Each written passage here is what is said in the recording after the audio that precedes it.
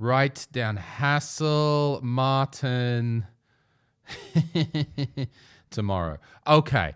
Welcome to the next episode of Comedy Guy. After the goddamn drunken shambles that the last episode was, it was me and Tim and Tumbit sitting in the old studio just drinking beer. I think there was a bolt order in the middle of it. There was like a good 5-minute section where Tim and Tumbit had left to find, like, Tumbit's gone in one direction to find the bolt driver. Tim's down the street trying to find him. I'm left in the studio. It's late at night. I've had a bunch of beer and I'm getting confessional into the microphone with no one around. It was a full doozy. So, we're back to regular broadcasting. And I'm here with my friend Martin Junna, talking about comedy in Estonia. See, in Estonia, not Comedy Estonia. Yeah. In the Republic of Estonia. Martin is one of the leads of Ruutu10.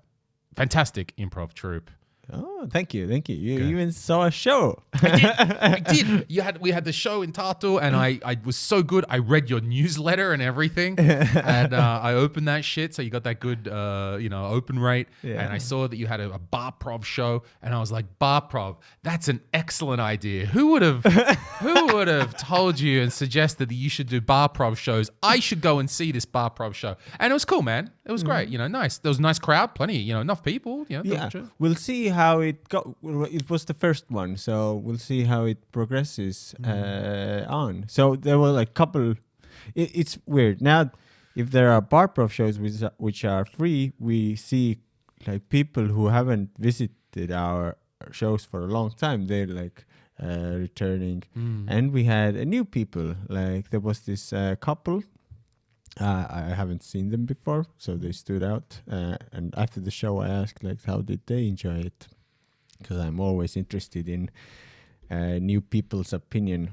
But yeah, they very liked it. They were like, right. I don't understand how no one cannot like this. Okay, yeah, that's a bucket show, was it? Yeah, a bucket show. Great, yeah. Great. Nice. Yeah. Okay, so that was the first one. You do Tartu, Mökku, and are there plans for others? Yeah, Tallinn is I'm going to mix it up again. Winkel? It's in Old Town. Yeah. Winkel, yes. Winkel, yeah. Okay, in the underground where there used to be a not Mad Murphy's, whatever. Patrick, St. Patrick? Patrick's, that's it. One of those ones. Yeah. Upstairs, near the Sorkaria street or whatever. Okay, the downstairs. Yeah, that's cool. So yeah, once a month there and once a month in Mökku. Nice. And we're also going to have our student stage, which is in our improv studio. And that main audience is other improvisers. So that's more of a training. Yeah. You can try your format or whatever you want to do. So yeah, we decided to keep them more in a theatrical place and not so much for new people. But they can still join if they wish to. Sure, I mean, there's a bit of both, right? Yeah, you need, you got to train at home on the training ground, and sometimes you got to be out there showing it to everyone, which is the Barprov shows. Have you had the first show at Winkel yet? Yes. Okay. Oh, nice. I wasn't there. Okay, good. I was in Tartu. Because you missed the Tartu. Yeah. I would love to do the both towns shows, but the Tallinn ones are on Thursday, and I have classes to teach in Tartu. Can't skip those. Actual Ruutu10 classes? Yeah. What do you teach? The curriculum. Oh, yes, that's right. We talked about this. And avatud improv, open free classes. Right. Free drop-in. Okay. So the first Winkel, so that was the first. So you've done one in Tartu, one in Tallinn. Yes. Okay, so far. And the next one's in October already? Yes. 4th of October will be in the Mökku, and 7th October will be in Winkel. Okay. We'll see, yeah. I think you could... Okay, so what I'm trying to think of now is that's cool. And let's say they go fine. I'm trying to think, what would be the next steps from here?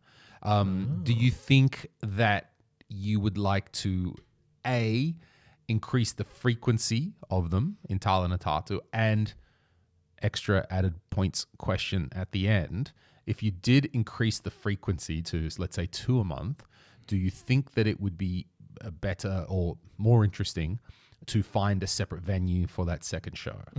Yeah, we've thought about it, but yeah, in Tallinn for sure, we'd like to I think we're trying to at least now our plan is to get a show per week. Okay. Nice. Good goal. But in different venues. Yes. Different part of Tallinn. In Tartu, I don't know. Maybe twice, but I don't know about the place. Tartu is not that big. Right. There's not that many other options. Yeah. I'm trying to think. Because we've only got Merkur open mic right now, I think, in Tartu. Where else? There was something.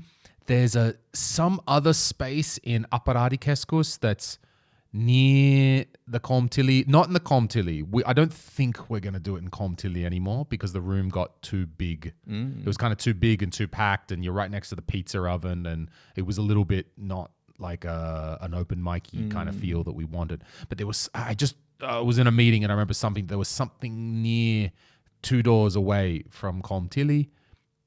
But yeah, we struggle as well to find that extra space in Tartu right now. Oh, Komtili. All right, now I got it. Yeah, sorry. My Estonian lesson's going so well. Yeah. So well, everything. Yes. Got it. Yeah. I've been there and eaten food. Oh, look at this guy. They have a stage. Yeah, Mr. Worldwide. So Tartu's hard for something else. I'm trying to think what else. As I walk through town, Vilda, but nah, not open mic. I don't know. I don't think we have. Yeah, maybe twice a month in that place. I mean, it can be. It could be something that see how it goes. Yeah. But that is also one of those things where you might do twice a month in Tartu Merkur just because you can. Like, fuck it. Okay, we don't have another up. Cool. We'll just do twice a month there now. Because not only, maybe people want to come, but you guys want to get into that habit. You want to build your own routine of doing that. And then in Tallinn, okay, Winkel, other areas that you might, there's always Botik, I guess. It's a little bit harder as you get into the colder months, but, it could be worth. It's very flexible, easy room to kind of use out the back there. People are very, I think, used to going to Pohja Tehas now down there at the end. Definite drop off when people can't scooter out there, or it's a little bit harder to take the tram or something out there. Yeah. But you're still good for a while, at least. I think it's not to crap on Botik. I love those guys. Where else are we doing our mics around Tallinn these days? So we're doing tomorrow night. So tonight we have Tallinn Merkur. Cool. Okay, so Tallinn Merkur is always that option there. And we're also doing tomorrow night. There's some reason why KPK, Kivi Papakarid, doesn't want us to do shows right now. And I don't think it's about us. I think it's something about COVID and them not wanting to have events in the room or something like that. So for the moment, we're using Purtse Beer Bar as a stage. So Purtse is just here in Teleskivi, just under the bridge thing in the old back entrance there. It's like a craft. There's nudist wine down there. There's a coffee place, and Purtse is right there. And I think we can fit maybe 40 or 50 into that, 40 or something into that space. And I don't think they've got gear. I think they're renting the sound gear for us, but they were very enthusiastic. So Teleskivi, there's one. Teleskivi, Botik. Any others? What are you thinking else around Tallinn so far? I don't know what's the situation anymore, but once there was, near TTU, Burning. Taltek. Yeah, burning. Long gone. It's something else now. It's not a thing. In that area, even though it seems like the different area, it seems close, but it's far in the Hiupubi is. So there is Hiupubi. It's a possibility. I find Hiupubi is more countryside than countryside shows that we do. It's interesting, but they do have a separate room upstairs now. We used to perform downstairs in their main thing. And now I think the dude's understood that he wants us upstairs in a separate space so he can still sell downstairs. So there is a separate room. It has gear. It's upstairs. Option. Possibly. Can try. Yeah. What else I can't remember. So adding another, I agree with you, finding extra space, finding a different room is good. We're trying to keep the mentality that if we do something once and it doesn't work, we're not gonna drop it immediately.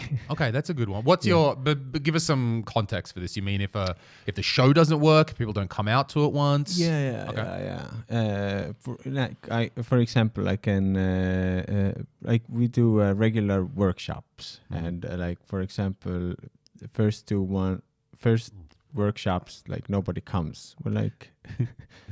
Maybe let's keep going for now.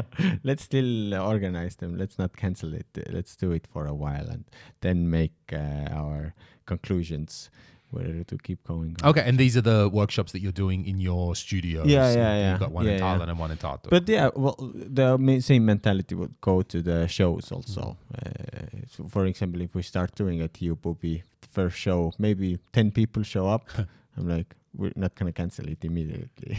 Yeah, something like that. I would honestly say I think Hiupubi would be, I think it's good for you guys. I think it would be something that it might be a hard sell at first. Like I think it could work, but just keep in mind, it's not going to be a slam dunk. Yeah. Like, okay, that, but it's a good thing. There's a lot of young people out there. That's been it's never really let us down once we got Hiupubi going out there. Mm-hmm. So okay. I find for me, the other way that I view shows is they're typically the first show, like when we were starting Vaskavetti, which is our sort of best of open mic show. And this pattern I've seen so many times. The first show is great. The first show is huge. The first show is packed out. Second show next month, dog shit. Just nobody comes. I don't know. Like, so everyone came the first month. No one comes the second month. Third month, it picks up again. A little bit more. And then by fourth month, it's like you're back to what that might actually be as a maintainable level. So Vaskavetti first time was full. Second time was last month. Well, on the day that they brought in the new COVID regulations, like passport, QR codes, so everyone was out of their mind. So not only so that we had probably about 25 people in Von Kral for that, which was quite fine, and it was still a great show. And we even ended up filming that. Our Christina, who's a sales manager for Comedy Estonia, she wanted footage to sell the comedians with, and said, "Hey, let's film this." And our video guy had nothing to do, so for a very small fee, he came and set his camera up, and he's real fucking good at getting audience laughter these days. He's done almost all of our specials, the last 5-6 specials.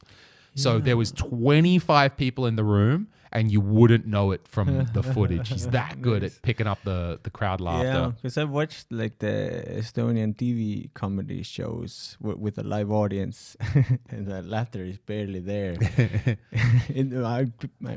Probably the audience is laughing, but it's not recorded. Right? Are they mic'd up correctly? Yeah. So this week is the third one. That's right. So this week is the third one, and it should be a bit better. Like everything was settled in after a month, and so maybe it's a little bit of an artificial. The second one was down because of the COVID rules had just come in. But I don't know. It's always first good, second bad, third okay, fourth you're back to normal again. So I think you got to see, unless you can see like a big fucking problem, unless you're just like, okay, there's a real obvious problem why this doesn't work. I'd say stick it out. Yeah. How you doing with the COVID pass checking? It's going all right. Really? We kind of got it down now. At the venues, we're scanning on the way in. So this is only at Ari Matti theatre shows. Yeah. We're doing it at mics as well, but it's a bit more informal with less people. You can be more formal. But at the mics, usually one of us, like say me, I'd be at the main door scanning people on the way through. And then there's a ticket control before to actually get into the hall. We've got some COVID testing so the people can go and take the quick test. That's rolling now. Did you guys get that sorted? Well, our Barprov shows, usually the bar checked. And in our classes, they're so small. Yeah, don't worry for the classes. No. They're like, we have like, 7 friends who always here. We're gonna do a class. But in I know you weren't there at Winkel, but I know that the what to say, the administrators, the guys who run Vinkel, they're very like they're don't want to ask for certificates. They like taking a stand or something. Yeah. They sent us also the I don't know, document how they do it. It was like they're not checking. Right. And you can come, you can eat food and drink without mask. And but other places are checking more. I think, look, it's hard to know what to do because in that, so let's say in that instance with Vinkel, then fine, those guys have, cool, that's their venue. They've decided that they want to take that position. Okay, right on. As the person coming in doing the entertainment, do you, legally still check COVID codes? I mean, I would say legally it's the venue, it's the venue owner, no matter what, right? Who's going to get done, not you. So there's that. I guess it would be only if you morally felt that I can't run a show without checking the codes, and then, there's going to be a discussion there. Hey, I really do want to check the codes, at least for the back room in Vinkel. But, if the venue doesn't want it, I'm cool. Yeah. Like, I'm cool. Yeah. That's, That's how it is. I've heard a number of businesses that I have spoken to, and not just venues, that are like, Ruutu10 can come for us if they want. Come down here and arrest us if you want. Like I see some token news article about like, the police went to some restaurant and checked some IDs, but like I know a whole bunch of restaurants and venues, gyms, different places that are like, come along. No, we're not asking, and Ruutu10 are welcome to come along and talk to us about it. Here's something I experienced this weekend. I felt I didn't have a weekend. Why is that? Why? Because I did workshops and office work on Saturday and Sunday. And I'm thinking maybe I should do a day where I don't do any stuff. That's a very good idea. Have a day off. Yes, you need a day off. Even though like I didn't like work 8 hours. No, maybe if I count in the driving on Saturday, drive half an hour, 2 hour workshop, another hour, maybe on Saturday. But on Sunday it wasn't so bad. But still, you have like something planned that's like taking your mind gotta do that, gotta do it good. It cuts a day. Yeah.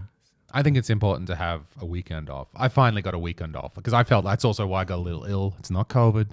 I just got a little cold, but it was from always having something on the weekend. So maybe you got Sunday off, but I'm convinced Sunday is not enough. Like one day isn't enough. Because you're right. Even if I've got to go do something, I've got to scan the tickets at Ari's show in Arukula on a Saturday night. Fine, but it's always on your mind during the day. I got to do some work. I got to be, whatever we're doing, I got to be done by 4:15 so I can drive out to there and do it. Even if it's at Arukula, it's not even that far away. But, there is something about having a whole 2 days without any obligations. Yeah, and I have this weird feeling that... So I think same is with you that most of our work is after 5 p.m. or the shows, the workshops, and so on. So on the day, during the day or during the morning, doing a couple of office jobs, administrative things, and then you're like, well, I have 3 hours, 3 or 4 hours. Like I've done the main things, but kind of I feel guilty that my girlfriend is working. Should I work too? It's weird if I play PlayStation. But then you've got to, when she knocks off at 5 o'clock, that's when you get going. Yeah. Right. So what else could you play PlayStation? But do you feel like sometimes it can be like with the business stuff, there's always a bit more business stuff to do? Or are you better at saying, okay, I've done my emails for the day, so I'm good with that? I think I have like the things I have to, like things that have to get done, so I can do them, and I usually finish them by like I'm very productive in the morning. So if I plan them in the morning, I usually finish them by lunch. So I usually have after lunch to 2 o'clock so on. I have like kind of free but I can do more if I want. But yeah, I feel more motivated in the beginning of the season to like, all right, how I'm gonna do the marketing. Let's learn a bit more. Now I don't feel so motivated to learn more marketing strategies. So yeah, I have an option to do more office work, but I'm kind of lazy and just procrastinate. Okay, yeah, as the season rolls on, I feel it too. I feel like we're deep in the middle of the season right now for Comedy Estonia. And yeah, we're just getting through everything. Like, you know, your work piles up and we've got to do everything that's important. And we're just, you know, and that's kind of it is when you're in the middle of it, you're not doing so much you're working on the stuff it's a busy period. And this is not summer, like it's a planning period. And we're thinking about all the long-term goals and the visions. We're just executing. That's just doing. That's what autumn is for almost. That's nicely put. You're in the execution phase. Yes, just doing. I've been back into it. So there's some shows for me to promote, and I'm discovering that I do and I don't miss promoting shows. I was getting overwhelmed because I'm still dealing a lot with John Cleese. The Tallinn shows got moved to 2023, which is fine. I'll call myself the local promoter, but I'm not. It's a kind of a different relationship I have to this one. But anyway, I'm the guy who's supposed to make it happen in Tallinn. And that's fine. The venue's booked. We've moved it. It's in the room, and it's just in 2023. So it's 2 more years of this thing's going to be a fucking stick in my ass. Trying to, it's still in the air, and okay, just until this project is wrapped up, I guess. But in Riga, we've had so many problems that the venue is going into renovations, and they probably will be closed in that time. And it's an issue to know what to do. And the venue in Riga is run by the city, and it's really political, and it's like super Soviet bureaucracy of of this venue. So that was, and we were looking to move it, but then I realized I don't have the technical skill to move it. And so that was a pain in my ass. And I remembered I remember why I don't want to promote international acts anymore. Like when it's good, but when it gets hard, it sucks. Having to move it to a new venue and a new seating map. And then Daniel Sloss is coming, and that's not too bad. In Vene-Katolikeskus, I need to hire in a couple extra technicians. That's fine. A few extra light states. We need a new sound guy. That's 2 nights there, but that's not so bad. And we just today, I think there's a marketing campaign going up for Sloss today from Clear Channel. I think there's going to be Sloss posters on garbage bins all around Tallinn. I forget how many, but they offer us a deal, and I think someone pulled out and they had 2 weeks free, so they gave us a very good deal. So to slam dunk the last tickets, so Daniel Sloss's face is going to be on garbage bins. I know, it sounds like trying to sell it to his manager. We've got this great opportunity, high exposure, garbage bins. No, but nice garbage bins. So that's going up this week. So thankfully Henrik's mostly got my back in these things. He's already talking to Clear Channel and all the different JCD, those companies that do that sort of outside thing. So yeah, I've got to put Sloss on. So that's on my plate. We're also bringing my friend American John McCombs. He is American, and he's been here once or twice before. Oh God, I can't remember. But all through the pandemic, I would talk to John, and and I would say, John, if you fucking make it to Estonia, I will put shows on for you. How you get here, it's up to you. But if you get here, I'll put on shows for you.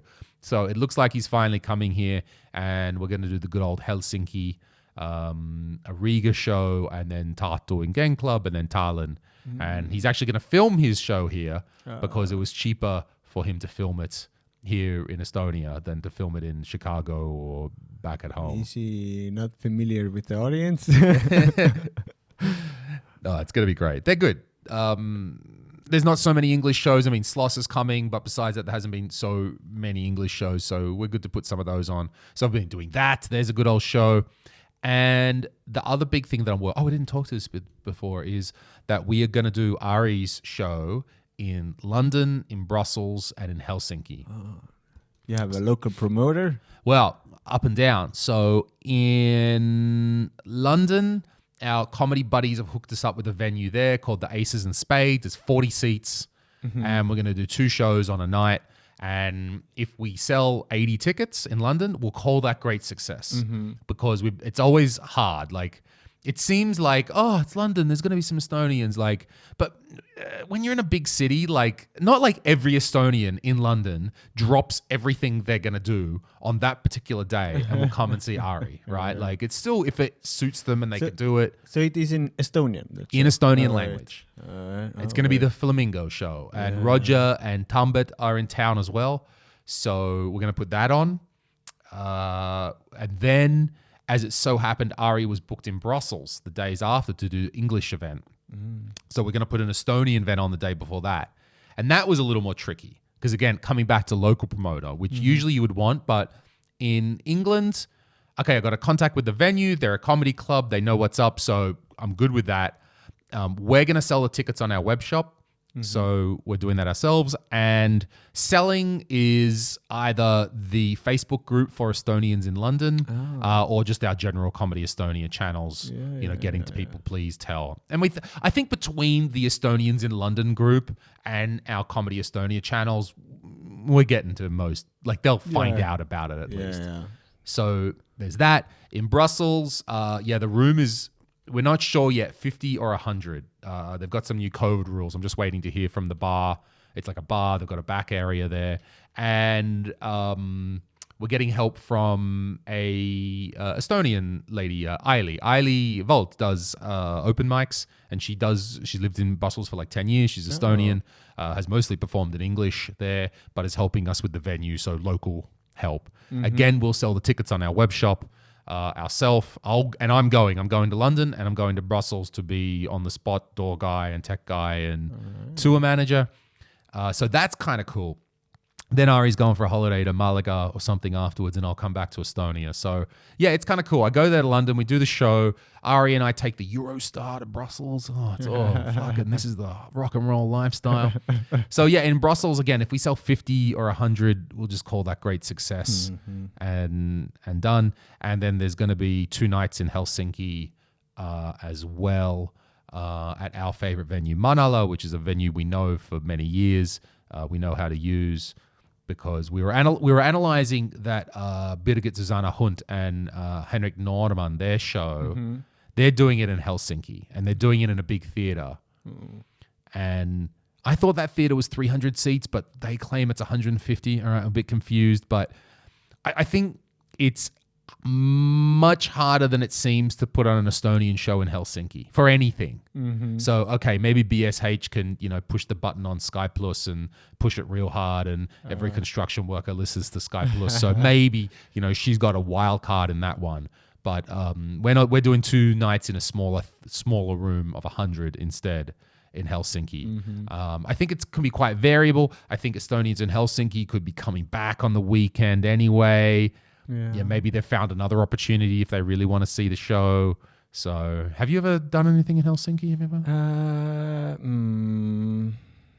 I think probably not. I've gone to Tampere. For the fest, with Trent Panther. Trent, that's right. You've done Tampere stuff, but not specifically. Yeah, it's not that we organize or nothing in Helsinki. I don't think we've performed there. Yeah, I've used Helsinki only as I'm going through this city.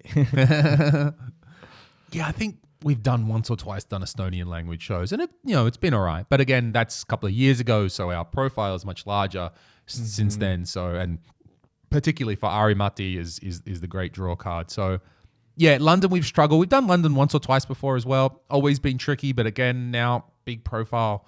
Now Ari is the biggest profile one. Now it's several years later, our things have grown. So yeah, if we get 80 tickets sold in London, that would be, wow, this is tremendous. And we'll plan a bigger show later if that's the thing. And Brussels as well, just because he happened to be there. And I'm open to other cities as well. I don't know where else Estonian people. Ljubljana. Yeah. Definitely. I mean, definitely Australia if he makes it down there. I think Sander did one in the Eesti Maja in Sydney because he was in Melbourne. Oh, no, Eesti Maja in Melbourne. I think because he was there anyway. There's also a Facebook group, Estonians in Chicago. Okay, all right. There's a Estonian house. Oh, no shit. Even we performed there. Yeah, when you were sleeping on the floor. I remember these stories. They came pick us up with cars, drove us to that Estonian house. We did a volleyball match and an improv show. Okay. And they grilled us corn. Okay, right on. We got hot dogs and corn. Okay, Americana, some Estonian mixed with Americana. Yeah, it was very, very fun. Mm-hmm. I wish our improv would have been better at that time, but lovely people.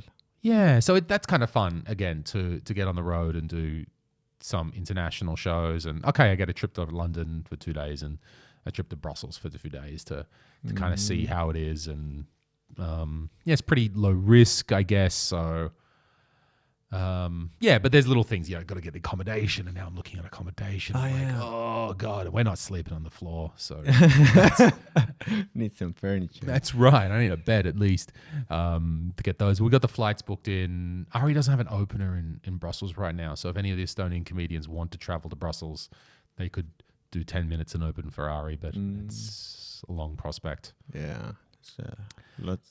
Yeah. The traveling takes time. So I've got those projects on my plate right now, which is all of a sudden piled up, and I went, I don't have enough time for myself now. I'm doing all these things. But Sloss will be done soon. Okay, London and Brussels will be done soon. Cleese will never go away until he dies. I don't know, something. I don't fucking know what's up with that. I have a question though. If you bring in the international comedian, be it Cleese or Sloss, do you guys hang out afterwards? Like your open micers or comedians can come and join. And do you talk, or is it more like a international star does his show and goes back to his hotel? It depends on the star. So, the real big stars, yeah. I mean, the big star, when we did Bill Burr in Riga, I might have said 2 words to Bill Burr the whole time. His manager took care of it. The manager was taking him through, and I'm not there to, it's not about me. So fine, no problems. Do that thing. I'm trying to think big comedians, but Daniel Sloss might. Depends. Ari knows him as well. Ari knows him personally, and has spent time with him and stayed at his place in Edinburgh and things like that. So. The guys are usually up for something.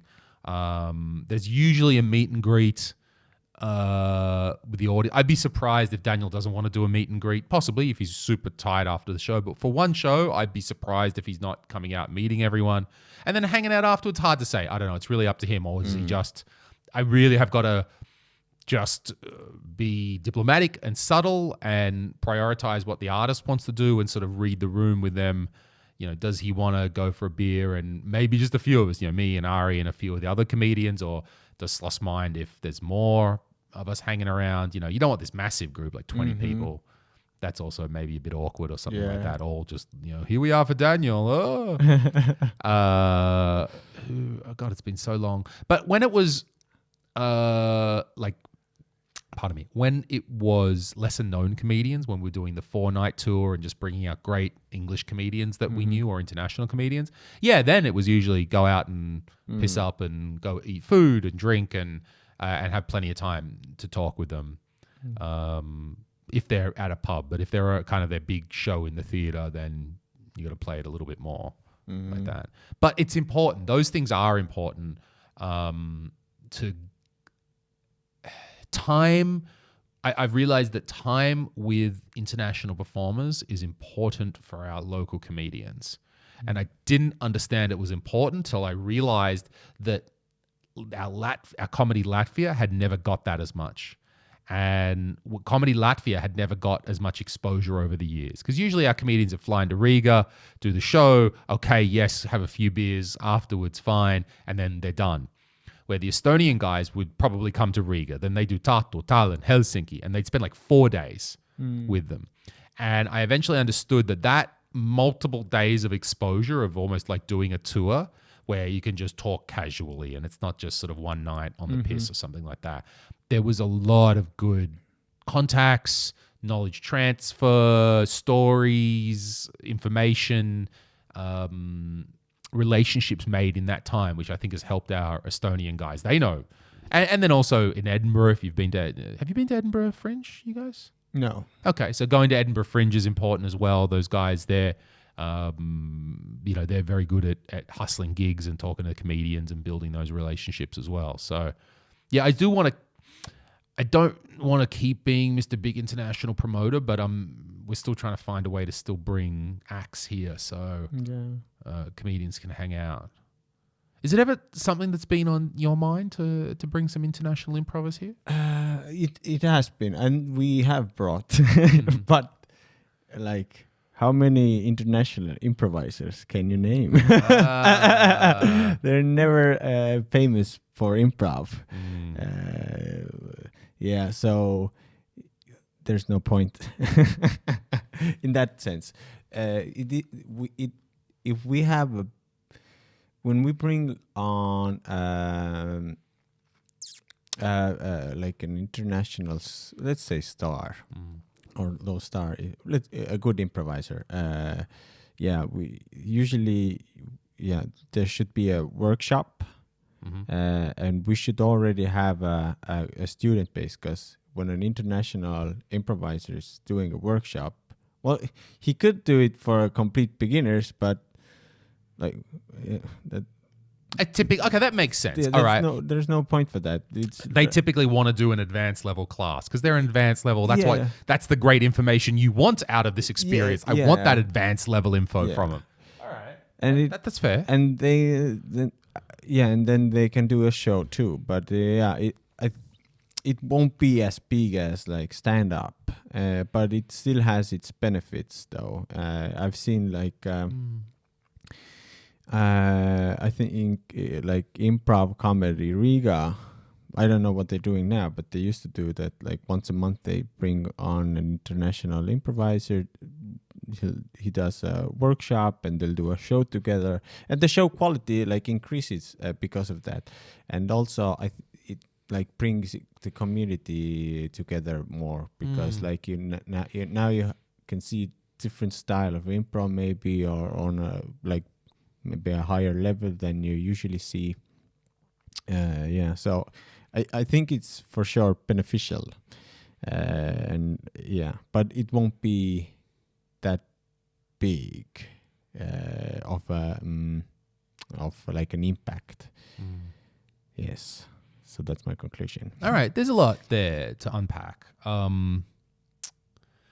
So bringing the international performers. Okay, it is a good thing. It's good because back in the day, when we were establishing Comedy Estonia, I think definitely we gained credibility because we were bringing international acts. And certainly your big ticket items, as soon as we drop Dylan Moran, everyone takes notice. So there's that. But then there is also just consistently bringing international acts does bring you some, they're not, I don't want to go too far out of my lane, but, was there something that we were also, Comedy Estonia got credibility because we weren't just presenting Estonians? Maybe, culturally a little bit like, and then, when we were the ones bringing the big acts, now we're doing Eddie Izzard, now we're doing Jimmy Carr. There was a certain credibility that goes along with that, and we were able to, in the beginning, almost transpose or connect that to our local act. Now, I don't think we need that credibility anymore. And that's a big thing that has played into my decision to not do as many international shows, because the big ones for us, they're a shit ton of work. John fucking Cleese is a great example of this. Just endless work. and not much money, but you do it because, why do we do it? Because it's John Cleese. Because we're bringing John Cleese to Estonia. It doesn't get any more legendary than that.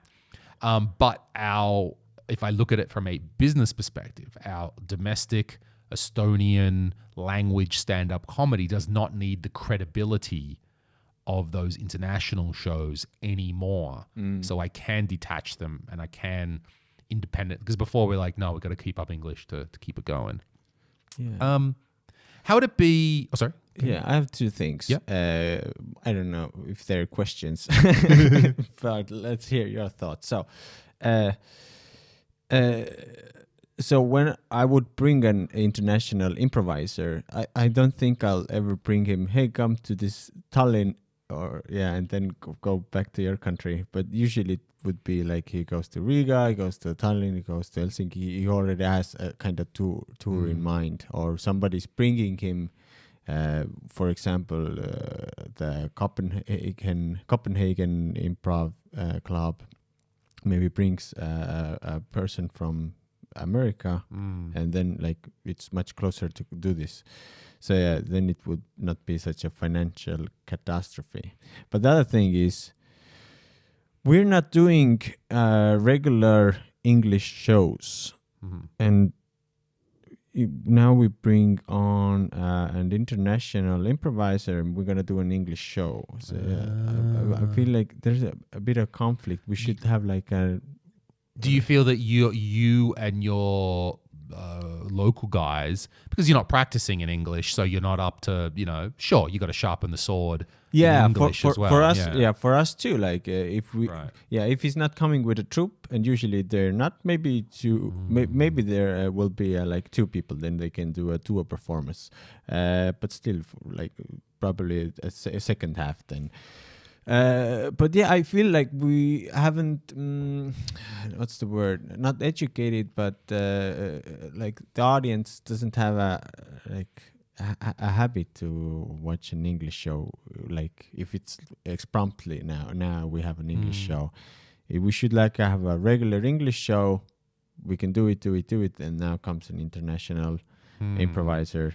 But there's two issues in that to break them apart though. One is, which you just said, I think, which is, will our audience, are they into English? Do they want to come and see English? Is that something that they expect from us? The other side of that is, are we capable of doing an English show in the English language at a level that we want to do? Are we capable of, now you guys are great improvisers, but you need to work. You need to practice sharpen that sword in another language as well. Yeah, in Estonian I can do freestyle rap. In English, I barely can make a sentence in beat. That makes sense.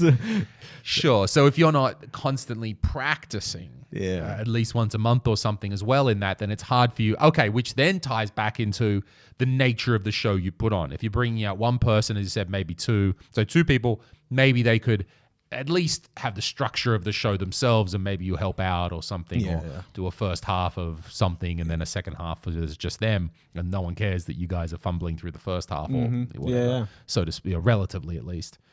But if it's just one person, because I was thinking, okay, they come and do a workshop, that's cool, hang out for a few days, and then also do some sort of event, which would be them maybe as the games, or the structure of the show is oriented around that person, but your guys are support acts or supporting them in the scenes. I'm trying to act like I know about improv here, but we're trying here. Yeah, we can improvise together, and we can. Yeah, there are like many possibilities. We can do the first half, and if he's with someone, they can do the second half, or we can do the first half.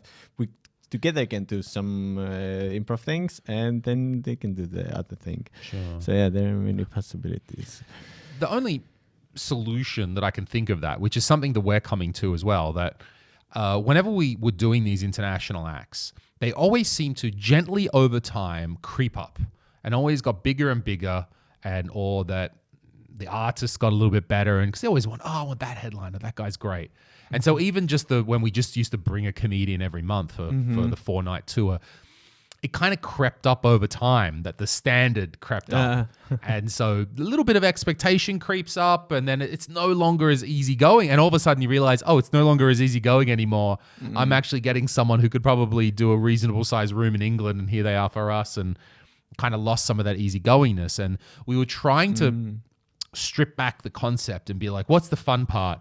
Hanging out with comedians. Okay, how can we do that easier? Well, it's not going to be... Also now, because we've been bringing English comedians for so long, the comedians who were nobodies back in the day are now actual, theater touring shows. And I'm not actually sure at the lower level, but the idea was to... So it was the concept was like Sanders Friends Comedy Tour or something. And it was just going to be someone that we know has a reasonable 30 minutes or something. No star... Not a headliner, still, maybe they've got their own show because everyone has their own show at Edinburgh, but nothing like that. But just someone that we know personally, and we know they're cool to hang out with, and we know that they would be happy to come to Estonia for an airplane ticket and an Airbnb, and hang out with us. And that we were going to put a few mics on in that week. And then maybe at the end of the week, it's like 50 seats, €5 a ticket, Sander hosts, and, then we see that person do whatever they've got, 30 minutes or something, like low fucking pressure. And I'm not sure if it's exactly applicable to you, but, the people aren't coming to that show. Well, the idea is, it was going to be called Sander with Friends because, okay, it's got Sander's name in it, so that will sell it. But I still think we could just put on kind of a random English night and, if it's $5, people will come. So somehow stripping the idea back. Do you know some cool people in England, or even better that, maybe in Copenhagen, maybe in Europe or something like that? I think I have the connections to like ask around, even if, hey, is anyone coming near or to Europe that we can also. But wait. No. Now you're crossing the concepts. If someone's coming to Europe, that is inherently already a bigger thing than what I'm proposing here. If some American is coming to Europe, even if they've got a couple of things, it's getting booked into a thing. I'm talking about stripping it way back to even being, I know the people in Copenhagen, or I know the people in Berlin or something. I know they're cool dudes. And I know that, they're when we might even be on a quite equal level, but maybe who knows, they're a bit more advanced, or maybe they've done more English or something like that. And I know them personally.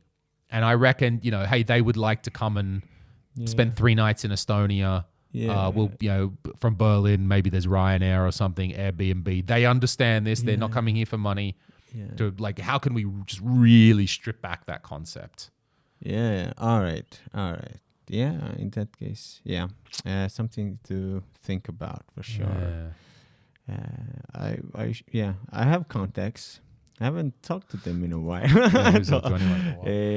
But I've seen some Facebook posts. I think they're still doing Barprov. But I have a fear that since we're not doing like regular English shows, that if they come, we don't have audience for them.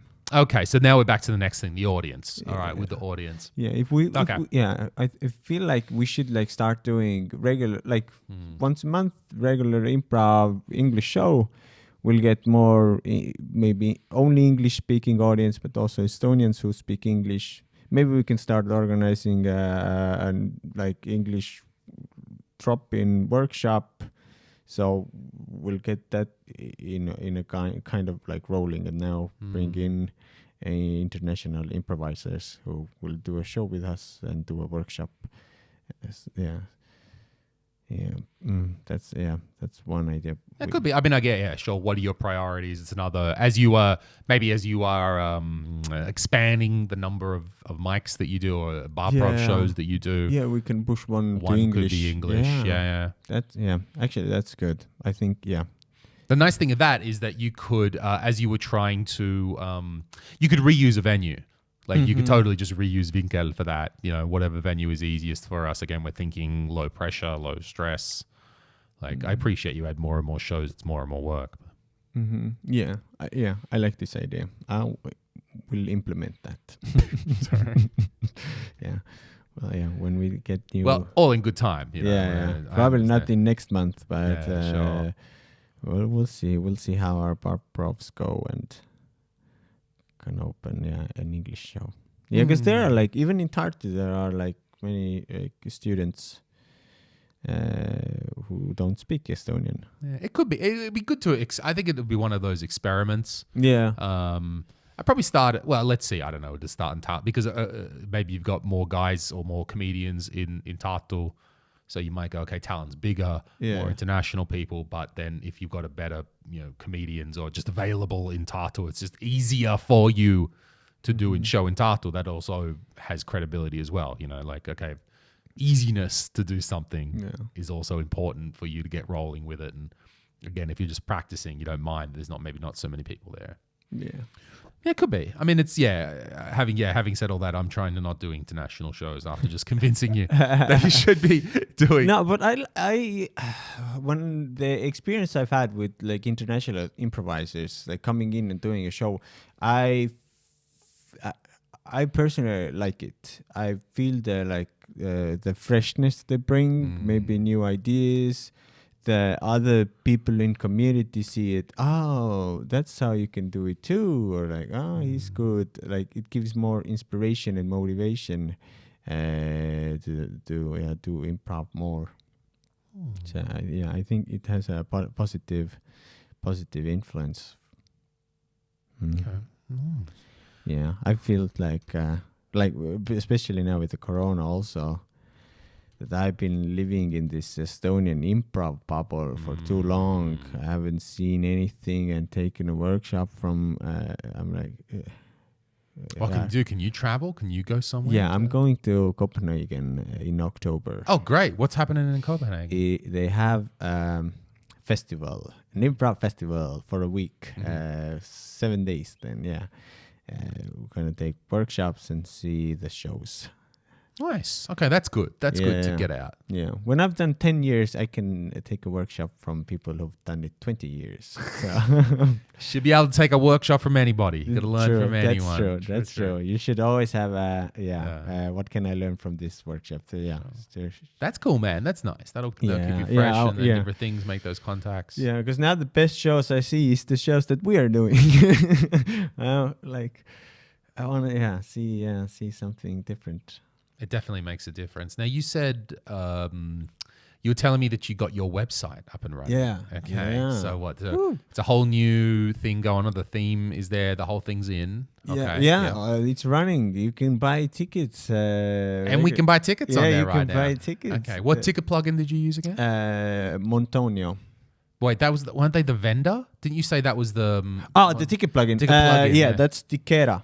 Tikera. Okay. Tikera. Yeah. Okay. Cool. We're not using the full potential of Tikera. Let me think. The only thing that Tikera is doing for us now is, the people gets a ticket. Okay, sure. For sure. Otherwise, they would just get the receipt. Now they get a ticket too. And I get an overview by the event, like how many people were in that event. Because if you just sell it as a WooCommerce product, then everything is just a WooCommerce product. Right. But now I can categorize them in a ticket kind of way, I guess. Okay. So you can sell a ticket. Do you get a barcode scanner that you can scan barcodes? But we don't do that because when we're doing, now our shows are for free, so no tickets for our shows, only for workshops. And when the instructor asks me how many are there, I'm like 8, and these are the names. Okay, so it's different sort of thing. There's no need to start coding.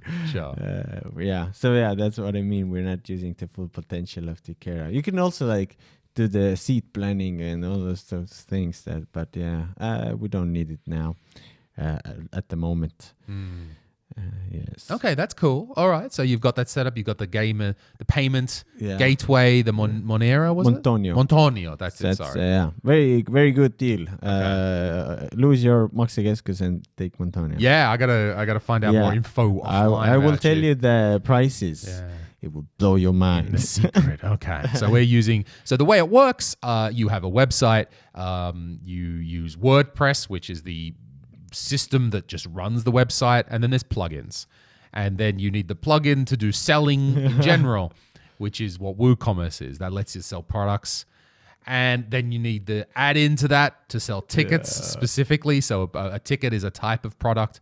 And then you need to hook all of this through a payment gateway. And there's a plugin again for the payment gateway. So when someone says pay, they get actually redirected to Montonio or Maxakeskus or wherever it might be to actually take your money. And then those payment gateways will take a commission. So even if you sell yourself, you still have a commission in the cost, but it should hopefully be much less with one of those providers. Yeah. There's a lot of things, and at the end of the day, you just pray that nothing breaks. Because if you would build a website on your own, then you can like I think it would be more solid. Right now, I have one plugin there, and the other developer one plugin there, and all of these are like. It's such a fragile system. I feel if I do one thing wrong, the whole system will crumble. Here's what. Okay, from our experience, what I'd advise you to make sure you can do is, can you do ticket refunds? Yes. Okay. Have you practiced this? I did. I made a product, €1. Bought it myself. Just to see if the money transfers and all of this works. And then I did a ticket refund. Okay. But I don't know if I did it correctly. Well, I got my money. So how I did ticket refund is in the web page backend side, I put it refunded, and then the person will get an email like, hey, your ticket has been refunded. But I have to log into bank and refund it manually there. It's not so connected, I think. Yeah, that's something to check.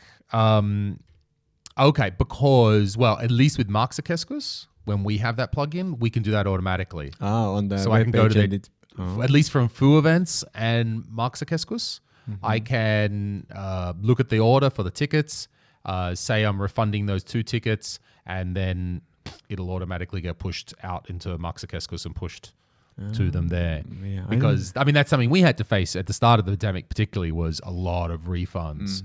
Not as many as through Piletilevy, but we still had to do 50 or 100 or something, and we just had to sit there. And it wasn't too hard. Click, click, click, click, done. Okay, click, click, click, click, done. Yeah. It wasn't like one click, but it also wasn't super hard either. I would then also check as well, is it, when you do the refund, is it adding that ticket back into the sale? So now, yes. Okay, so that bit's good. So that's, and that ticket that was refunded is automatically invalidated as well. The little things to check, right? Is that old ticket, is that now invalid on the scan? And can someone still get in with it? That I did not check because we did. Right. Not scanning. Because what we had to do for our web shop was essentially make a bunch of operating procedures, like documents, right? What to do if there's a refund. You load up the Google Doc and you're like, okay, I got to do this with some screenshots, almost like a little operating guide for the most regular things that you need to do. So anyone could pick it up from our group and do it.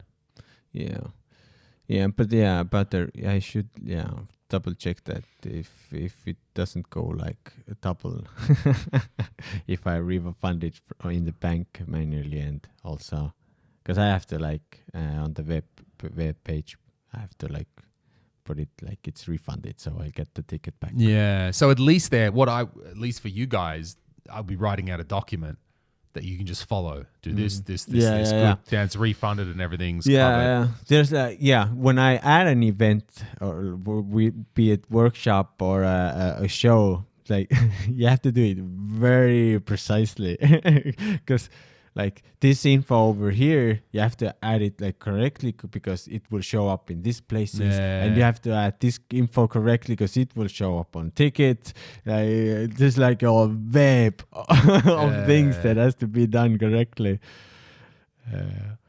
There's a lot of that stuff. Just learning. We're using the Foo Events plugin, and I think part of the reason we're not going to change for the moment is because we're just used to it. Now we know all those small quirks. It's not perfect, really not perfect, but we kind of know it for now, and it's enough. And our kind of thing that we're we're going for is that if there's a seating map at the venue, then it's going to be sold on Piletilevi. And if it's free seating, that there's not a seat map, then we sell it on our own web shop. And that's the broad definition that we're doing right now. Because sometimes, like we were just talking actually today with Sander's tour coming up. So Sander, okay, theatre tour, absolutely. That's on Piletilevi. That's the place for that to be. But then he's got his 3 preview shows before that. One in Tallinn, Tartu, and Pärnu in smaller rooms. I forget what the rooms are, but small rooms. And the question is then, well, do we put those on the web shop or do you sell them independently on the web shop because they're small shows without a seating map, or do we put them all into Piletilevi? And we eventually decided to, even though those 3 are small shows, put them all into Piletilevi because the whole tour is in Piletilevi. So, okay, then you can have one link that goes to that place. Because right now, Ari Matti tickets are at arimatti.ee, which just takes you to Piletilevi. But the 3 international shows we're going to sell on our own web shop. So we're going to have arimatti.ee/Europe or something. So there's a slightly different URL actually for the international shows because that'll go to our web shop. Which we're selling, the show that's in the UK in London, we're selling on our web shop and we're going to sell it in euros because fuck them. So you can buy a show in London for 25 euros. I think it's going to be 25, I'm not sure. And I presume no one has a problem with that. Yeah. Oh man, I have to change also some cash to whatever Copenhagen has. Danish crowns. Danish crowns, yeah. Crowns.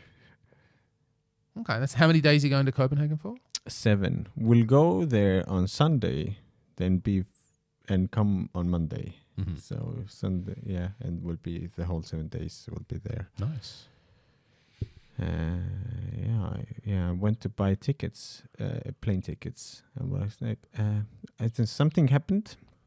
I don't remember what, but I was like, I'm gonna buy them tomorrow. And I'm going, God damn it, it's gone. I have to take a bigger flight time ticket now. Yeah, always the way with flights. Yeah, be fast. All right, man. So overall, I mean, to kind of wrap it up, and we've been going for about an hour now. I mean, you guys are feeling all right now, Ruutu10? You feel like you're getting your groove back? Yeah. Right now, I think this is how we feel. We feel we have lots of potential. Okay, yeah. Good. Potential's good. Yeah. It's good. With the Barprov and with the workshops and like we feel the potential is high. So we'll see how it manifests during this season. Nice. I think for you guys, as I look from the outside, it just be consistent. Ramp up slowly but surely, and it sounds like you're doing that. You know, you're not all of a sudden doing one show a week. Ramp up to a month, 3 a month. Ramp up slowly but surely, but it sounds like you're doing it. Just the I just think consistency is so much more important than someone being able to come out. That's why I disdain anyone who thinks they're going to come out of the blue and run a comedy festival. No, fuck you. Do a show. 52 weeks a year. The consistency is what will pay off with your audiences in the end. Yeah, we actually about a funny story. I don't know how funny it is, but just a story. Maybe if you laugh, it's a funny story. If not, an educational story. But yeah, there was a comedy festival in a place. It was their first comedy festival. They never done comedy shows. I don't know. Maybe they've done festivals, but not comedy festivals. So they invited us to perform because it's a comedy festival. So we went there. It was like near a beach. So most people. Is this in Estonia? Yeah, in Estonia. Okay. So most people are at the beach swimming, and we got 7 people for our audience, which did not affect the quality of the show. We had a very good show, but it just proves the point that if you just out of the blue, now it's a comedy show we have in this near this lake. People are there swimming. I'm very skeptical that anyone who hasn't had experience with this stuff can put it on before. That it's not well. Okay, you guys are better than us. Stand up is so fragile and needs such specific circumstances to work. The chairs and the lights and the sound and the no interruptions in the room and a private space. that I'm like, if you don't understand that, then it's not going to go well. But even I know my girlfriend was at a party on Saturday night, and a couple of your team were there. In I think Rauno and one young lady, I think as well, Christina. I want to say Kay. No, maybe not. Maria, Enel. Could be. I don't know. Old chicks. Who knows? Oh, Carolina. There we go. Yes. Yes. And they were doing a show at this. There was just a party, a birthday party. I think the guy was, I forget, 30 something. Yeah. And it was great. And it was exactly the sort of thing. So the show was good. It was funny. It was interactive. And it was exactly the sort of thing that we can't do. Mm-hmm. Like the stand-up isn't. Like when there's a wild party, you can just get in the middle and kind of you've adapted your form to work in that environment very well. Yeah. I think, improv is we can adapt that a bit better. Yeah, I think you guys are cheaper than us too. We might be. I think that show for sure was cheap because I think it was Carolina's friend or something. Oh, okay, yeah. I think it was just cash. I think there was some connection there. Yes, Yeah, I was yeah. told there was some connection. Yeah. But now I moved to like out of the city, in the suburb, and so the people are like celebrating their children's first birthday or so. I'm like, hey neighbor, I'm performing here. So I've done like 2 shows for my neighbors. But I can do that. I can't imagine if I would do stand up there, like people in the backyard. Stand up. They kind of gotta want it. Like they've got to be like enthusiastic for it. And even then you need to watch. Sometimes we get a booking and then we're like, oh, you want at the party? Okay. Is it just you that like stand up and you want to inflict this upon everybody you know? Or is there a general vibe like, everyone's going to want it? 'Cause some parties are great. They're all connected and they're enthusiastic. And sometimes you realize, okay, everyone's partying. No one wants to listen to us. This isn't going to, and we kind of got to learn to work that out by talking to the person and getting a feel for what's happening. And finally, you're going to come and do the stand-up comedy Vaskavetti show. I'd love to, yeah. You got to do it. Okay, yeah. I think I've already got, there's one this week, which is we're in September, so October. I haven't got the date yet, but... All right. October? October, book me. Yes, I'll send you the date. I need to check the date. I'll check you the date. If the date's free and you've got to do, 15 to 20 minutes or something like that. No problem. I will... Yeah, I have extra motivate. I have the material. I just have to do it. Yeah. Cool. Well, thank you, Martin. Thanks for coming along, man. Yeah, thanks for inviting me. Doing this monthly wrap-up of the comedy situation in Estonia. Yeah, thanks for paying for the bus tickets. I feel like a star from another city. That's all right, but he's still got to get from the bus station to Teleskivy in his own dime. Fuck that. Cool, Martin. Thanks for coming in. Thanks for watching for our quick update. See you all next time. Bye-bye.